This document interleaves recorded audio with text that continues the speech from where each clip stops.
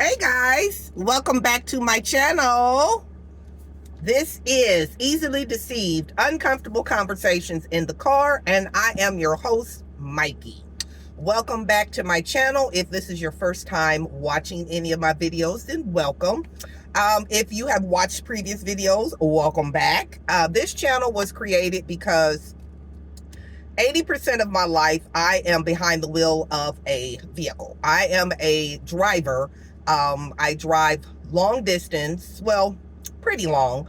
I do stay within the state, but I do drive long. So I have a lot of time to just think about things and be, one with my thoughts. So I have these conversations with myself, and some of them are very interesting. So I said, I need to start a YouTube channel and start sharing this stuff, because a lot of things that people think, but they are afraid to say, I'm not afraid to say it. So uncomfortable conversations that need to be had and things that need to be said. So that's what this channel is all about. So let's get into today's video.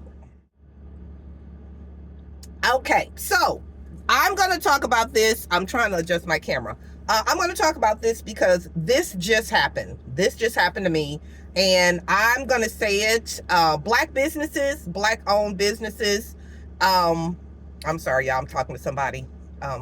Black-owned businesses. I love you guys. I am a Black-owned business myself. I have a juice business, an all-natural cold-pressed juice and detox tea business, Child Belly custom juice and teas, and I also am a fitness instructor for Melt Me Fitness. I am a owner operator of a fitness business. I have monthly fitness challenges. So I get it. I get it. I am a Black-owned business myself. However, when you try to support Black-owned businesses and they are not professional, it kind of leaves a bad taste in your mouth. So let me give you an example. Let me tell you, we'll share what happened to me just today, just this morning.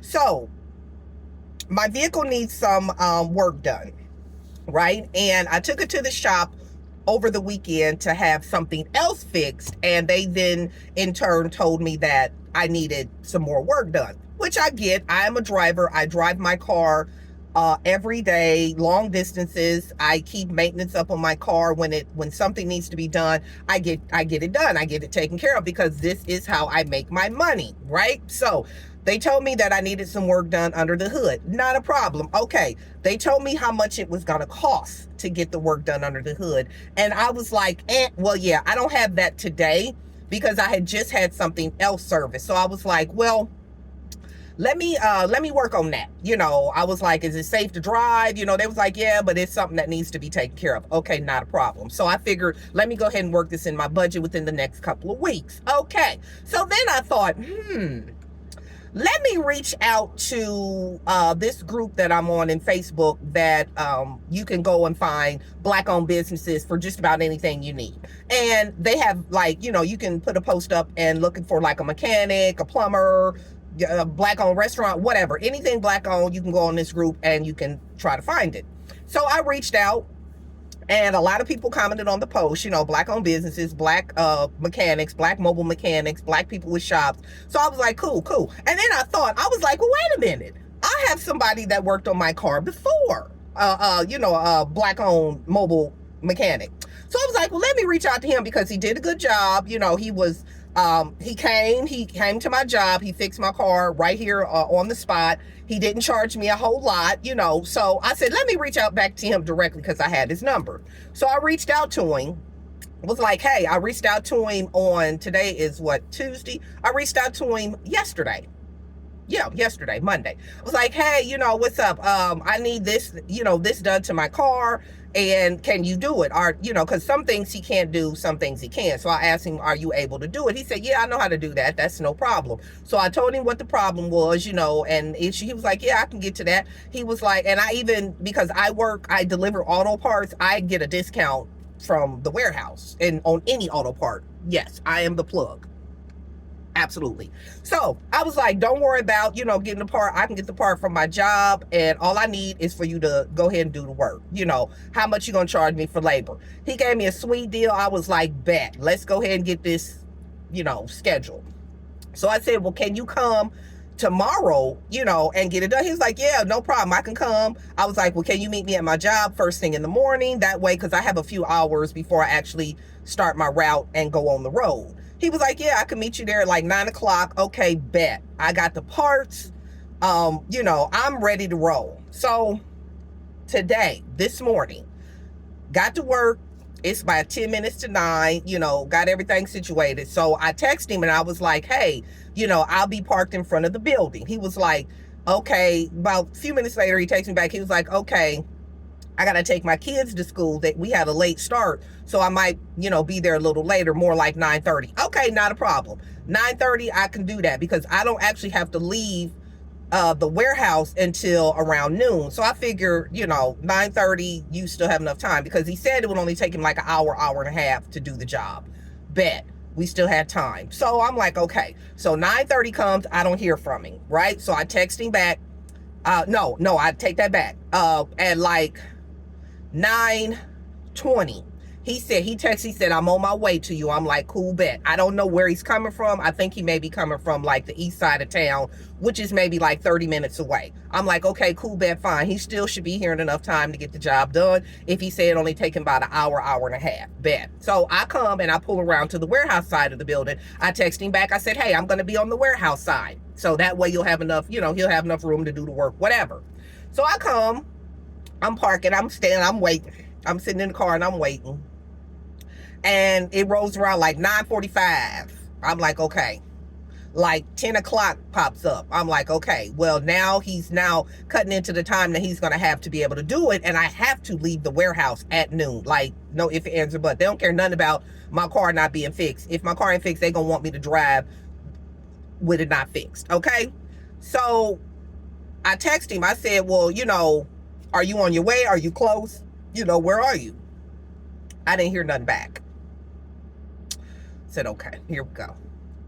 So like 10:30. Now you now an hour late because you said you was going to be here at 9:30. Now you like an hour late.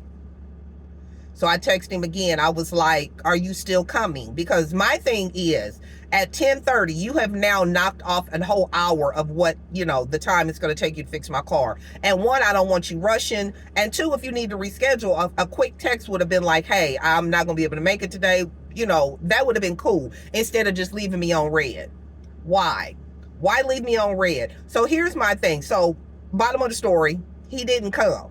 All right. He never showed up. I never heard back from him. So I sent him another text saying, hey, you not showing up really kind of put me in a bind, even though I can still drive my car. But the thing is, I would have preferred not to have drove my car in the condition that it's in because you said you'd be able to fix it.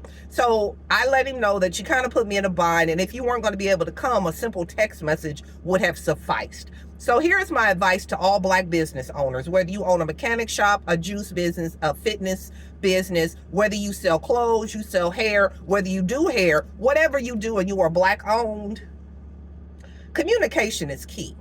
Communication is key. And if you know somebody who has a problem with communicating and they own a Black owned business, show them this video. Show them this video. I know you may be a little scared to let them know, uncomfortable conversations, but that's what I do. Show them this video. So let me tell you, I'm talking directly to you, Black owned business owners. Do better. Do better. Okay. Everybody want to be a business owner. Everybody want to be an entrepreneur. Everybody want to be walking around with business cards, and that's cool and fine. But if you're not going to be professional, then don't start a business, because customer service is key. Customer service is key to any successful business, right? I've worked in customer service for other companies, and I've tried to pride myself on my customer service for my business. Okay. If I'm not able to do something that I previously said I'd be able to do, I reach out and I let my clients know. Okay. Things happen. I get it. Things happen. Life happens. I get it. But during life happening, communication also happens as well. Okay. A quick text, a quick phone call. It's the courtesy for your client, right? It's the courtesy for your customer to at least let them know something has came up. I apologize. I need to reschedule. What's a good time for you? Make it convenient for your customer, because now you have made inconvenience for your customer, right? So now you have to work with your customer's schedule. So in closing, if you own any kind of business and you call yourself a Black business owner and you have crappy customer service, you need to shut down. You need to reevaluate what you're actually doing, because your customers is what's keeping you alive. Your customers is your bread and butter. And if you can't provide good customer service for them, a simple courtesy, then you're going to lose those customers. I'm telling you this now, because me personally, I won't be calling him back. I won't. I just won't. Because just because you did a good job the first time, I can't keep taking a chance on you, sir, because a simple text message, hey, I apologize, something happened, I ran into something, whatever. I don't need details. I don't need details. I just need to know that you're not coming, instead of making me sit in my car and wait. Okay? So, no, I won't be using him again as a mobile mechanic. I'm sure I can find another one. All right? So, therefore, you just lost a customer, my guy.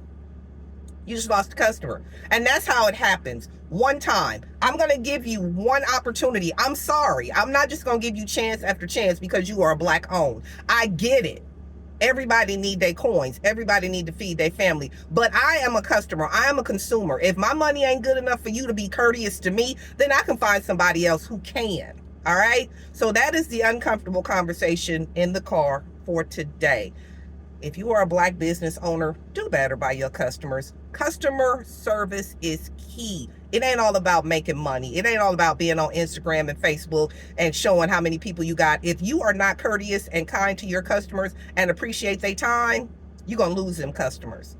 And then you're going to be right back doing what you was doing before. You became this big owned black business. Okay, so I'm gonna give it another try. I'm gonna try to find another black owned mechanic that I can give my money to, that's going to be able to service my car. So guys, again, this channel is not to offend anyone, but it is to let you know that communication is key. All right, do better, black people. Do better. All right, I love to spend my money with y'all. I would prefer to spend my money with y'all before I go to anybody else. But if y'all don't do right by me, I will find somebody who wants my money. All right. So that's it for today, guys. Thank you so much for joining me. I appreciate you watching. Share this video with somebody who owns a black business, just to let them know how important customer service is. All right. So I love you guys. I look forward to seeing you on the next video. And as always, like, comment, and subscribe, and hit your notification bell, so anytime I upload another uncomfortable conversation, you won't miss it. All right. Have a great day, guys. Love you. Yeah. And I love it when you throw that, yeah. Shawty, where you sold at, baby, where you goes at, yeah. Thinking like a, you be moving like a, got me checking for you.